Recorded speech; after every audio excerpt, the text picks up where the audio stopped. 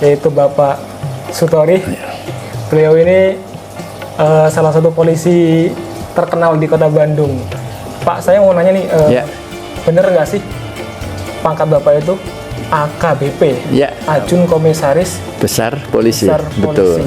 Kalau sekarang sendiri Pak di Polres sebagai apa Pak? Saya AKBP Dr. Andes Sutori MSI. Saya selaku Kasat Bimas Polrestabes Bandung, sekaligus saya punya ikon tersendiri yaitu Koboi Kabayan. Nah itu tadi. Ini yang bikin Pak Sutori terkenal. Jadi punya branding polisi Koboi Kabayan. Betul. Dan saya tuh nggak sengaja waktu itu ngelihat ada berita Pak, salah satunya insya Allah di Detik. Dan ternyata setelah saya lihat banyak di media-media lain. Salah satu yang membuat Bapak itu terkenal itu branding Koboi Kabayan, polisi Koboi Kabayan. Dan itu menjadi alasan kenapa masyarakat itu sayang sama Bapak. Boleh diceritain Pak sejarah Baik, Pak? Terima kasih ya. Kami dari jajaran Kepolisian Resort Besar Kota Bandung, ya kan, bagaimana untuk mencari simpati warga masyarakat agar tidak terkesan seram. Betul. Karena tugas Polri sebagaimana pasal 13 ya, bahwa tugas Polri adalah sebagai pelindung, pengayom, dan pelayan masyarakat. Nah, dengan ketiga tugas tersebut, bagaimana saya mendesain agar Polri lebih dicintai oleh masyarakat dan lebih bermasyarakat.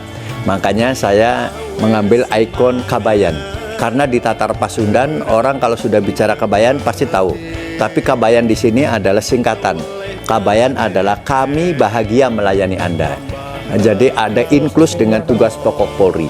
Jadi kami seorang anggota Polri akan merasa bangga dan bahagia apabila bermanfaat bagi orang lain, sekaligus bisa melayani orang lain. Luar biasa. Betul. Tapi memang Pak ya, masyarakat itu, saya sendiri kalau ada polisi kadang sungkan, takut dan lain sebagainya. Tapi kemarin terakhir kita ketemu di acara Istighosa itu, kok Bapak bisa beda ya, welcome gini. Itu saya belum tahu kalau Bapak itu punya ikon tersendiri. Koboi Kabayan. Betul. Ternyata dilihat dari pertama aja saya belum tahu gimana. Kesan pertama lah gitu. Itu memang berbeda Pak. Cocok banget, makanya ini waktu yang sangat luar biasa. Beliau di sela-sela kesibukannya masih menyempatkan waktu keseharian. Saya itu mengambil dasar begini Pak. Di dalam Al-Quran itu kan Allah pernah berfirman, wa takum minkum ummatu yad'una ilal khairi wa ya'muruna bil ma'ruf wa yanhauna 'anil munkar. Jadi dan hendaklah ada segolongan umat di antara kalian yang mengajak pada kebaikan dan mencegah pada kemungkaran. Nah, dalam hal ini kaitannya kenapa saya ingin ngobrol sama Bapak Sutori, yang mencegah atau yang mengajak kita untuk berbuat baik, lalu mencegah untuk kemungkaran itu adalah kita memahami apa itu hukum, Pak. Baru kita bisa melaksanakan itu semua. Nah, kaitannya di sini Pak, saya ingin bertanya nih Pak, gimana nih keadaan situasi Kamtibmas saat ini Kota Bandung Pak? Baik, terima kasih ya. Saya tertarik dengan kata-kata mencegah perbuatan keji dan mungkar. Itu salah satu indikator bahwa umat manusia itu diwajibkan oleh Allah, kuciptakan jin dan manusia hanya semata-mata beribadah kepadaku. Jadi tugas manusia di muka bumi adalah ibadah. Tapi kenapa? Pertanyaan tanda tanya besar. Kenapa kok masih ada orang yang melakukan perbuatan keji dan mungkar? Karena tidak berefek dari sholat. Padahal orang sholat adalah orang yang bisa mencegah perbuatan keji dan mungkar.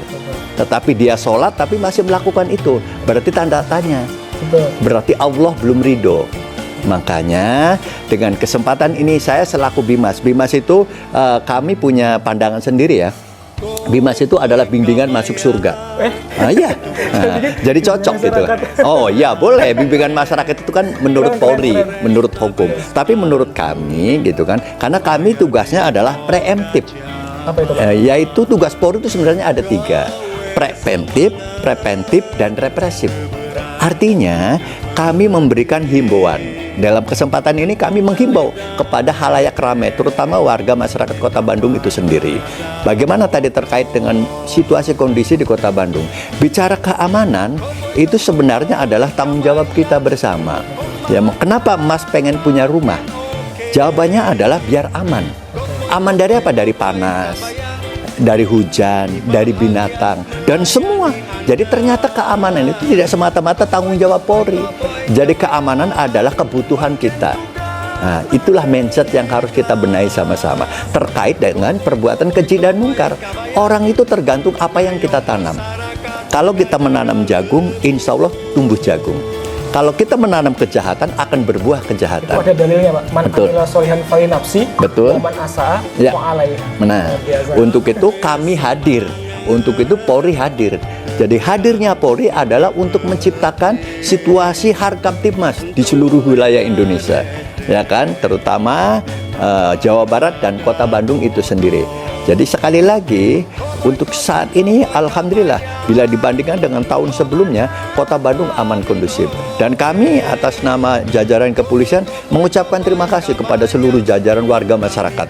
Kemarin kita telah melangsungkan pemilihan umum dan alhamdulillah aman kondusif. Karena apa? Karena kita sudah dewasa, sudah butuh bahwa kita adalah butuh aman. Kita mau ke pasar biar aman, kita mau sekolah biar aman, dan itu adalah tugas kami menghimbau. Salah satunya ini namanya preemptif, memberikan himbauan agar apa? Agar tadi bimas, bimbingan masuk surga. Orang mau berangkat haji aja ada bimbingan manasik haji, padahal mau ke Mekah. Mau ke Mekah aja dibimbing, apalagi masuk surganya Allah. Tidak mungkin ketemu yang namanya ihdinas siratal mustaqim kalau tidak dibimbing. Makanya Polri hadir untuk membimbing warga masyarakat agar tidak terjumus kepada kenakalan-kenakalan remaja. Dan itu salah satunya adalah tugas kami, begitu Kang. Saya kok speechless ya sama Bapak. Kenapa? Karena gini, Ya. Bapak itu basicnya polisi. Tapi kok bisa comparable sama agama gitu loh. Ya kita harus, karena tadi saya katakan hidup muka bumi adalah untuk ibadah. Ibadah yang paling bagus di hadapan Allah adalah hablum minan nas. Wa ma khalaqatul jinna wal insa illa liya'budun. Betul tadi dalilnya. Betul. Berarti tadi tuh yang dikatain tuh kok dalil semua, Pak? Alhamdulillah. Ya untuk itu, ya kebetulan kami bukan keluaran pondok pesantren, tetapi kami mengamalkan apa yang diajarkan di pondok pesantren. Nah, itu masalahnya. Makanya tugas Polri ini adalah mengamalkan apa yang ada di pondok pesantren, kami yang mengamalkan. Nah, gitu. Ini juga pun berkaitan lagi wakil kal jannatul lati uristumuha bima kuntum tak malun. Ya. Surga diwariskan oleh orang-orang yang mengamal, bukan ngomel kita ngomong tuh tapi nggak beramal, Pak. Betul. Luar biasa. Jadi saya tertarik nanti pengen sedikit mengkomparasi dengan pertanyaan yang berbau agama. Betul. Tapi sebelum itu saya mau lanjut pertanyaan selanjutnya, Pak. Jadi ini kan kita kaitannya sekarang Idul Fitri kemarin puasa. Jadi apa Pak langkah-langkah Bapak di sini di dalam mengamankan arus mudik atau mungkin sekarang arus balik gitu. Ya. Jadi wargi Kota Bandung ya mungkin sudah tahu jajaran kepolisian di Indonesia itu sudah melaksanakan yang namanya operasi ketupat. Operasi ketupat adalah operasi kemanusiaan yang diperintahkan oleh Bapak Kapolri kepada seluruh kepolisian di seluruh Indonesia. Untuk Jawa Barat ada namanya sandi tersendiri, operasi ketupat lodaya. Nah, kebetulan Kota Bandung adalah terkenal atau Jawa Barat terkenal dengan maung lodayanya. Makanya operasi ketupat lodaya 2024. Nah, bagaimana terobosannya? Pak Kapolda memerintahkan semua jajaran kepolisian, para Kapolres agar membuat yang namanya pos pengamanan. Ada namanya pos pelayanan, ada namanya pos terpadu. Apa bedanya? Jadi kalau pos pengamanan adalah kita untuk mengamankan contoh arus mudik tadi atau arus balik. Jadi setiap ya katakanlah di mana ada kerawanan. Rawan apa? Bisa rawan kecelakaan, rawan macet maupun rawan kriminal. Makanya disitulah akan dibangun namanya pos pengamanan. Untuk Kota Bandung ada 32 pos pengamanan. Ya, di dalamnya ada namanya pos terpadu. Terpadu apa bedanya? Kalau terpadu semua lengkap. Ada dinas kesehatan, ya kan? Ada dinas dari Dikbud, semua termasuk Satpol PP, Dishub, kesehatan, termasuk Pramuka, TNI, semua lengkap. Walaupun di pos-pos lain juga lengkap, tetapi di sini ada super lengkap. Karena apa? Contoh PMI ada mobilnya. Tenaga kesehatan ada pengobatan gratis dan itu namanya pos terpadu. Tapi kalau pos pelayanan kita tempatkan yaitu yang kita bisa melayani. Contoh misalnya di terminal. Kebetulan di Kota Bandung ada terminal Lewi Panjang, ada terminal Cicahem. Dan di situ namanya pos pelayanan. Orang yang akan mudik dilayani. termasuk di stasiun. Orang yang akan mudik dan arus balik dilayani, namanya pos pelayanan, bukan pos pengamanan. Jadi melayanan, Pak saya mau wisata, kebetulan kota Bandung adalah kota wisata. Pak saya pengen jalan-jalan di kota Bandung, kira-kira jalan Braga itu di mana ya? Tanya kepada polisi. Ya, supaya apa? Supaya tidak tersesat. Karena polisi, teman-teman jangan takut ya. Ya, jangan takut. Karena Polri hadir untuk memastikan rasa aman. Jangan takut. Kebetulan saya Kasat Bimas ya, jadi punya program kepada anak-anak pelajar. Programnya gini, bahwa polisi adalah sahabat anak. Jadi anak-anak, iya polisi itu sahabat anak. Jadi kita bersahabat dengan anak-anak itu, jangan takut lagi. Dan tolong kepada orang tua yang pendidikan dulu ya, bahwa kalau ada anak kecil nanti ditakut, jangan nangis nanti ditangkap polisi. Nah itu di pendidikan keluarga yang kurang tepat.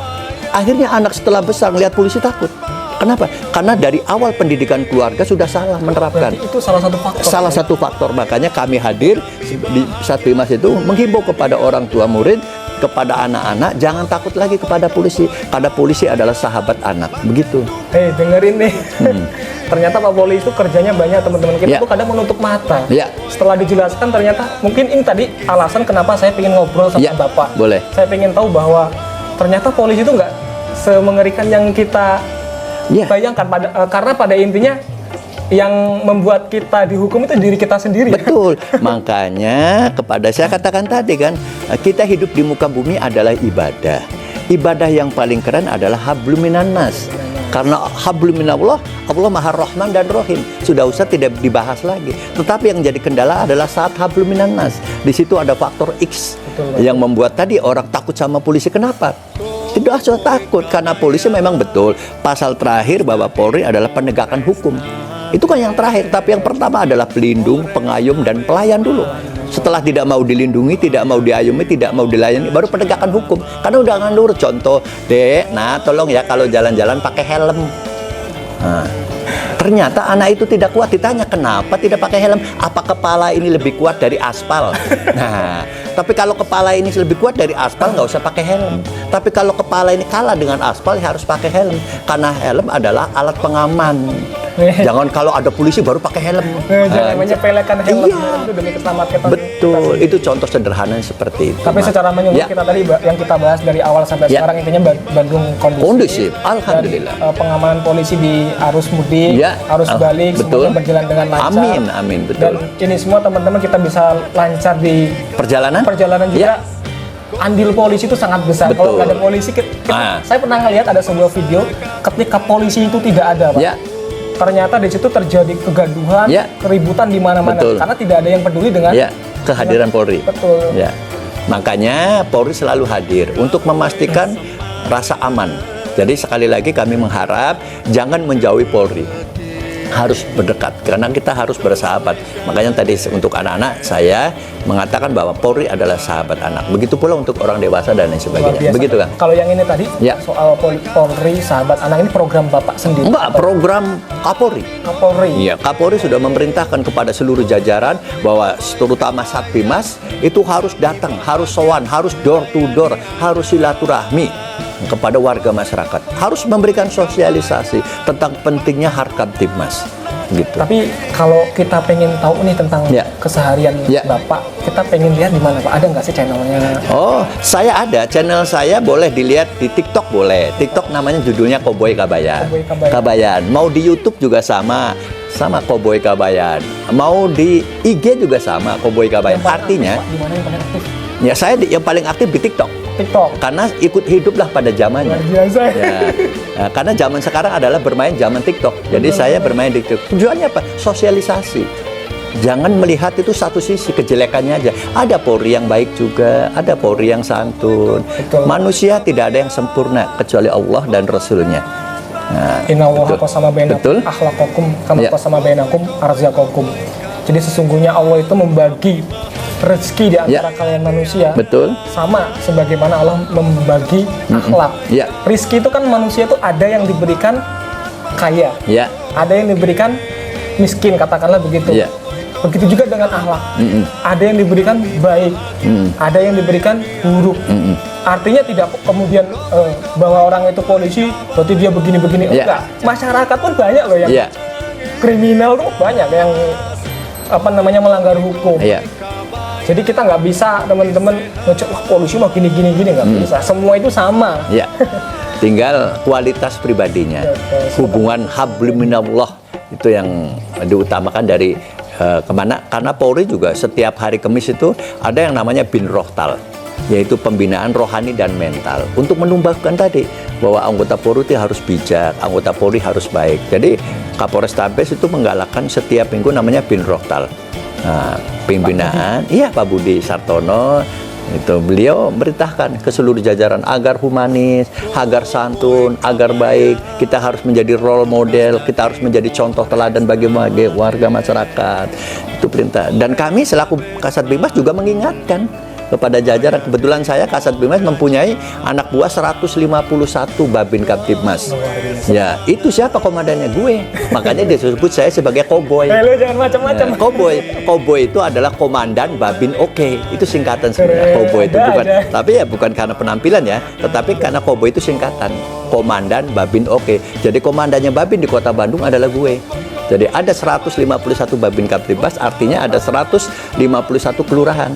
Jadi setiap kelurahan ada polisi, namanya Babin Kaptibmas. Silakan warga masyarakat harus kenal dengan Babin Kaptibmas, karena Babin Kaptibmas itu tugasnya adalah ya ke masyarakat, silaturahmi, door to door, memberikan pelayanan, memastikan di wilayahnya aman. Kalau ada apa-apa, hubungi Babin Kaptibmas. Sekecil apapun informasi sangat berharga bagi Polri. Termasuk humas berarti ini Pak ya? Betul, bagian dari humas. Kita bagian dari humas. Kita lanjut ke next ini Pak, bahasan Pak. Di Kota Bandung ini kan Pak, saya lihat itu ternyata geng motor tuh masih ada aja Pak. Dulu itu pernah terjadi, saya ngelihat baca beritanya di daerah saya, tapi kebetulan saya nggak ngerti nih di Cibenying Kolot Pak. Di Cibenying Kolot itu ada geng motor yang di situ sampai terjadi pembacokan. Saya lupa sih persisnya kapan. Nah, ini bagaimana Bapak sebagai Kasat Binmas menanggulangi itu Pak? Ya. Kembali ke tadi, masalah kelompok-kelompok beradal bermotor yang mengindikasi katakanlah membuat resah warga masyarakat.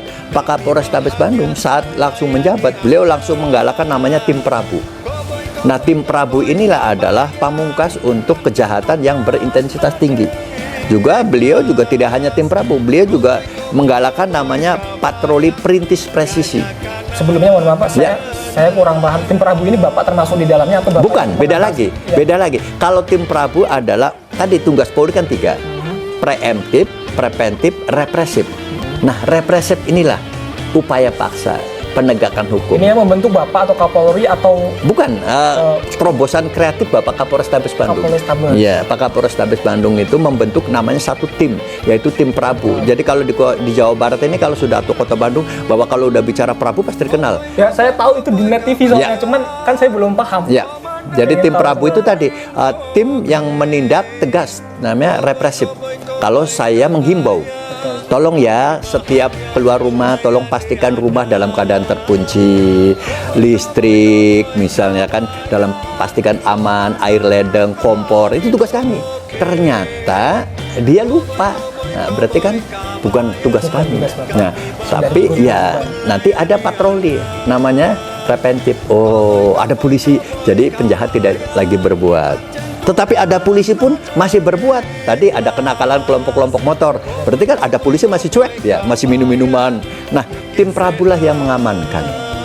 Jadi tim Prabu adalah tugas terakhir, tugas represif untuk mengamankan apabila sudah terjadi mengarah ke tindak pidana. Karena setelah digeledah itu pastinya apa tadi? Membawa sajam, terus minum minuman keras dulu, minum obat-obatan terlarang, makanya diamankan supaya tidak melakukan perbuatan kriminal. Itu aja. Siap, mantap Pak. Ya. Itu tadi pertanyaan-pertanyaan yang rada umum sih, tapi sekarang rada lebih ke khusus Pak. Soal hukum Pak. Bapak polisi, enggak hukum Bapak lebih tahu kan. Saya pengen nanya soal persaksian palsu Pak. Gimana Pak kalau misalkan kita memberikan persaksian palsu dalam sebuah sidang nih? Hukumnya gimana tuh Pak? Iya, kalau persaksian palsu itu kan tergantung kajian. Nah, kajian artinya setelah di berita acara pemeriksaan terpenuhi enggak? Karena apa? Kalau sudah terpenuhi unsur pidana bisa. Tetapi saat tidak terpenuhi unsur pidana, tergantung alat bukti yang mengarah kepada hal tersebut. Jadi kita nggak bisa, oh ini termasuk kategori palsu. Nanti ada namanya ahli. Nah, ahli inilah yang mengatakan bahwa ini termasuk palsu atau tidak. Nah, Polri nanti akan melakukan upaya paksa dengan apabila ada ahli yang bicara terkait dengan tadi. Tapi kalau tidak ada alat bukti tadi, Polri nggak bisa. Karena apa? Karena Polri bekerja berdasarkan gitu kan fakta-fakta di lapangan. Tapi sebentar Pak, Ya. saya ingin nanya, soal ini persaksian palsu tadi. Seandainya ini ada 4 saksi palsu, bukanlah kita katakan saksi beneran ya. Iya. 4 saksi beneran, terus tapi tidak ada bukti. Sedangkan ini tidak ada saksi tapi ada bukti. Jadi 4 saksi ini menyangkal bukti tersebut, tapi bukti ini sebetulnya bisa menyangkal 4 saksi tersebut. Kira-kira yang dipercaya oleh hakim atau secara hukum itu akan dibetulkan yang mana, Pak? Makanya tadi Polri itu bekerja berdasarkan fakta dan data di lapangan. Nah, kalau fakta dan data di lapangan oleh Pak Jaksa pasti ditolak, ya kan? Meskipun saksinya banyak. Iya, bukan masalah saksinya, Pak. Ya tadi kan mengarah nggak ke tindak pidana, terpenuhi nggak unsur-unsur bahwa itu dinyatakan perbuatan palsu. Nah, berarti kan ada ahlinya tuh. Gini aja deh, biar teman-teman lebih tahu nih. Ada seseorang, seseorang itu dianiaya, dan ada 2 perspektif. Yang pertama, 4 saksi ini mengatakan tidak, tapi ada 1 bukti video, oh jelas dipukul kepalanya sampai memar. Nah, kira-kira dengan bukti 1 video dengan 4 saksi ini, iya makanya Polri nanti akan mengkaji, ya akan mengkaji kan, iya mengkaji dulu terpenuhi nggak nih unsurnya bahwa kategori tadi adalah kategori unsur tindak pidana, terpenuhi nggak? Kalau tidak terpenuhi nanti ya nggak jadi. Tapi kalau jadi terpenuhi unsur pidananya, baru menjadikan alat bukti tadi. Oke, katakanlah Pak gini, jika video ini itu sudah memenuhi unsur itu tadi, 4 saksi ini. Bukan, kalau video itu kan bukan, itu kan alat bukti saja untuk mendukung. Iya, salah satu alat bukti untuk mendukung. Jadi bukan menjadikan bahwa itu menjadi harus jadi, tidak bisa begitu. Karena kan minimal 3 alat bukti. Jadi nggak bisa, hanya 1 saja nggak bisa. Salah satunya tadi ada saksi, ada alat buktinya apa, terus barang buktinya apa, terus tersangkanya siapa, korbannya siapa. Itu dulu dikumpulkan rumus segitiga itu. Kalau itu salah satunya tidak terpenuhi, nggak bisa gitu kan. Begitu aja. Karena apa ya, di masyarakat itu kan penyelesaian masalah itu tidak selalu dibawa ke pengadilan. Iya, tidak harus. Karena apa? Karena tadi namanya restorasi justice. Ya, artinya tidak semua tindak pidana itu harus disidangkan. Tidak harus. Tergantung lihat tadi.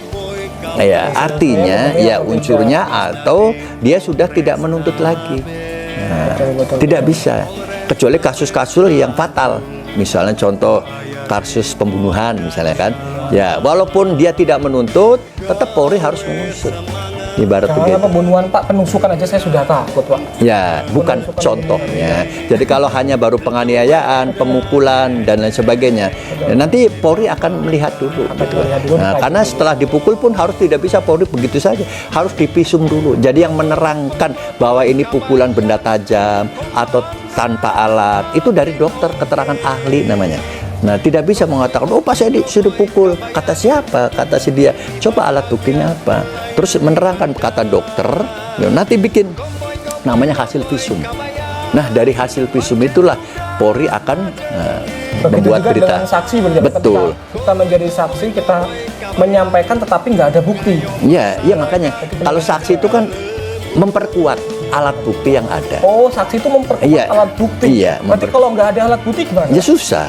Berarti meskipun dia saksi, percuma dong nggak ada bukti. Iya kan, ya memperkuat saja. Kayak menyaksikan, tapi contoh nih, setelah contoh nih ada orang dipukul misalnya kan, setelah mengatakan keterangan dokter bahwa itu belum dipukul karena itu terjatuh misalnya, tapi ngakunya dipukul misalnya, terus temennya kong-kalingkong, wah dia dipukul padahal jatuh misalnya, berarti kan keterangan palsu. Ya, nanti dokter yang mengatakan hasil visum itu, jadi kita nggak bisa gitu. Karena Polri harus profesional.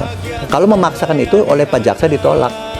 tidak P21. Jadi harus ini lah ya, mengikuti prosedur. Kalau yang memang merasa menjadi korban visum itu lebih dahulu, mengikuti prosedur yang lain. Kalau memang ada buktinya dikumpulkan, itu juga dengan saksi. Saksinya siapa? Kalau juga nggak bisa ngomong. Dia punya dasar tersebut. Ya, nanti Jole, oke ya saya ngomong, ini buktinya Pak ada CCTV. Nah, itu juga CCTV sebagai alat pendukung saja untuk memperkuat bahwa yang bersangkutan tersangka atau tidak, bukan. Dan sampai ini Mas menarik nih Pak, banyak masyarakat itu yang mempermasalahkan soal pembegalan Pak. Ketika kita dibegal, kita melawan, begalnya meninggal, kita dipenjara Pak. Tapi kalau kita nggak melawan, kita bisa meninggal atau bahkan dirugikan dengan hilangnya nyawa. Minimal kendaraan kita Pak. Gimana tuh Pak? Ya makanya saya katakan tadi, hiduplah pada zamannya. Sekarang ini kan era digital, era komunikasi. Jadi kalau ada apa-apa segera lapor polisi. Supaya apa? Supaya alat bukti itu memenuhi unsur. Jangan sampai korbannya lapornya nanti. Akhirnya kan tersangkanya sudah kabur. Ya kan? Terus setelah divisum sudah tidak memenuhi unsur lagi. Pak, boleh disebutin Pak, kalau di Kota Bandung tuh fast respon nomornya berapa Pak? 110 boleh. 110. Ya, itu sudah aplikasi di seluruh Indonesia. Jadi kalau Mas ini jalan-jalan ke Jogja, ke 110 pasti Polres Jogja. Mas jalan-jalan ke Cimahi ke 110 pasti Polres Cimahi. Karena itu operator seluruh Indonesia. Lewat kemana? Kebetulan di Kota Bandung 110 itu pasti Polrestabes yang akan menerima. Jadi begitu. Jadi kalau memang warga masyarakat yang mohon maaf misalnya kebetulan pulsanya habis, langsung 110 itu bebas pulsa. Karena itu adalah operator. Nanti dari situ operator akan mengarahkan ke polsek terdekat atau jajaran kepolisian terdekat. Contoh lagi jalan-jalan nih ke Dago misalnya melihat ada kelompok-kelompok motor atau yang mabuk-mabukan yang membuat nanti akan menjadi resah, langsung aja 110. Nanti dari operator akan mengarahkan polsek Cobolong untuk segera ke TKP atau tim Prabu yang terdekat atau tim perintis presisi yang terdekat akan datang ke lokasi. Itu aja. Oke, soal ini nih hukum ternyata Pak ya, ternyata hukum kalau hukum di negara kita hukum apa namanya? Hukum positif. Nah, itu tuh ternyata ya ada beriringan juga dengan hukum di dalam agama Islam Pak. Saya lihat. Jadi kalau di pengadilan nih yang salah dikatakan salah, yang benar dikatakan benar. Begitu juga dengan hukum di dalam agama Islam Pak. Jadi yang salah dikatakan salah, yang benar dikatakan benar. Suka atau tidak. Mobil khusus nih, kalau misalkan kita salah sama Allah, kita tobat ngomong sama Allah ya kan. Kalau kita salah dengan sesama manusia nih Pak, sebelum kita bertobat kepada Allah, maka kita harus minta maaf terlebih dahulu kepada manusia tersebut, baru tobat kita terhadap Allah itu diterima Pak. Karena gini sekarang itu Pak, terkadang ya terjadi ketika misalkan di sebuah tempat, suatu tempat gitu kan, ada dua belah pihak yang bertengkar misalkan, dikumpulkan oleh mungkin orang yang di situ memiliki tempat lah istilahnya. Sini orang yang nuei istilahnya. Tetapi penyelesaiannya itu mungkin karena bukan hukum agama, tidak ada titik temu. Ya, bukan juga hukum positif, pengadilan. Ketika damai itu seperti terkesan didamaikan tanpa adanya pengungkapan kebenaran. Dan yang berbahaya itu ketika itu dipaksakan, maka suatu saat bisa terjadi lagi karena masing-masing itu tidak diberikan penjelasan bahwa ini adalah salah, ini adalah benar gitu loh. Menurut Bapak, di luar dua hukum tersebut, positif dan agama, baiknya gimana Pak ketika kita menyelesaikan secara kekeluargaan? Baiknya kita selaku umat manusia di muka bumi ini harus saling memaafkan dan sabar. Karena sabar itu adalah fondasi sebuah hukum umat manusia. Jadi sekali lagi ya kita harus belajar sabar dan ikhlas. Kalau tidak ada dasar sabar pasti akan mengungkit lagi. Kalau sudah sabar terus ikhlas ya sudahlah, ini sudah ketentuan Allah. Karena hidup ini yang mengatur Allah, bukan maunya manusia. Kenapa kita dihina? Ya karena Allah menurunkan itu. Daun jatuh saja kehendak Allah, apalagi orang menghina kita. Terus kita mau tidak terima? Rasulullah itu setiap berangkat ke masjid dilempar itu sama masyarakat Taif gitu, dilempar batu. Apa Rasulullah bela diri? Tidak. Apa Rasulullah pendendam? Tidak. Malah Rasulullah memaafkan. Merinding saya dengan Nah, masuk dari betul. ngomong gitu. Tetapi terus kita apa yang kita tuntut? Kita ini tidak apa-apanya dibandingkan dengan Rasulullah. Terus kita merasa paling hebat, merasa paling pintar di muka bumi ini. Nggak ada. Jadi kita itu harus bersabar, harus ikhlas. Malu sama Rasulullah. Kalau kita seandainya umat manusia, tidak usah menuntut kebenaran. Karena kebenaran itu hanya milik Allah. Pasrahkan kepada Allah. Iya, karena benar itu milik Allah, bukan milik manusia. Kalau milik manusia, manusia itu merasa benar. Itu yang harus digarisbawahi. Jangan kita menuntut kebenaran di muka bumi. Karena benar itu hanya milik Allah. Inna Allaha ma'a sabirin. Nah, Allah bersama orang-orang yang sabar. Jadi itu hukum yang positif adalah gitu. Jangan apakah setelah ditahan terus dia akan sadar, tidak bisa. Belum tentu, Pak, ya. Tidak bisa. Bisa Karena jadi malah jeruji tambahin, besi, karena jeruji besi itu tidak menyelesaikan masalah. Yang menyelesaikan masalah adalah kepribadian kita. Bagaimana kita menerima takdir Allah. Kenapa kita dihina? Ini ketentuan Allah. Baru dapat nih. Ya. Orang di penjara belum tentu sadar. Belum tentu sadar. Justru malah bisa. Nah, kenapa? Ya karena yang di penjara itu tuh bukan hatinya, tapi akalnya. Akhirnya apa? Dia keluar dari penjara, dia akan balas dendam. Nah itu, makanya kembali ke tadi. Jangan bangga kita, sudah mempenjarakan. Belum. Itu belum seberapa. Tetapi bagaimana supaya dia memaafkan? Kan itu yang terpenting hakikatnya. Baik, luar biasa, Pak. Ini sangat luar biasa. Pertemuan kita kali ini semoga bermanfaat, semoga barokah. Pak, terima kasih banyak sudah menyempatkan dirinya. Saya yakin Bapak sibuk sekali. Kasat bin Mas. Orang ya Pak, ini sebelum saya tutup saya pengen tahu nih Pak. Jadi Bapak itu Kasat bin Mas itu levelnya tuh setinggi apa sih kalau disamakan dengan apa pemerintah kota tuh Pak? Ya, jadi Kasat bin Mas itu kan unsur pelaksana di lapangan. Nah, jadi kita ini pelaksana di lapangan, pimpinannya tetap Pak Kapolres Tabes. Tapi pelaksana di lapangan adalah kami selaku Kasat. Jadi Kasat ini pelaksana operasional di lapangan terkait dengan pembinaan kepada masyarakat. Itu tugas kami. Kalau dikaitkan dengan pemerintah kota, sebenarnya tuh levelnya tidak sama. Tetapi nggak apa-apa kalau disama-samakan ya sama. Ya contohnya kalau sama nih, kalau Kapolres itu dengan Pak Wali Kota. Misalnya kalau disamakan ya, berarti di bawah Wali Kota itu kan ada Sekda. Nah, Sekda itu kalau di kita Wakapolres. Iya. Di bawah Kapolres itu ada kabag-kabag kan di sana. Di kami juga ada kabag. Ada kabag Sumda urusan personelnya, ada kabag urusan operasional. Di bawah kabag itu bukan sejajar dengan kabag, ada namanya Kasat.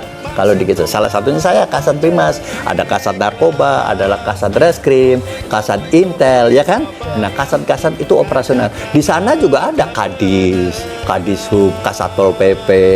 Nah, itu tatarannya. Jadi, tapi tidak bisa disamakan seperti itu. Tetapi minimal kalau mau disetarapkan ya seperti itu. Begitu. Oke, luar biasa. Sekali lagi ini Bapak Story, terima kasih banyak. Maaf nih kalau saya salah nyebut pangkat. Oh, nggak apa-apa. Karena apa artinya sebuah pangkat dan jabatan? Kalau hidup ini tidak bermanfaat bagi orang lain. Makanya bagaimana kita mewarnai dunia ini agar hidup ini bermanfaat bagi orang lain. Jangan merasa pinter, jangan merasa hebat. Karena kepintaran itu hanya milik Allah, kehebatan ini milik Allah. Kita hanya amanah dari Allah untuk melaksanakan kebaikan itu sesuai dengan porsinya. Karena Allah tidak akan membebankan kepada hambanya seandainya hambanya tidak mampu untuk memikulnya. Untuk itu berbuatlah sesuai dengan porsinya. Jangan menganggap kita melampaui yang sudah ketentuan Allah. Sabar itu indah pada waktunya. Terima kasih. Assalamualaikum warahmatullahi wabarakatuh.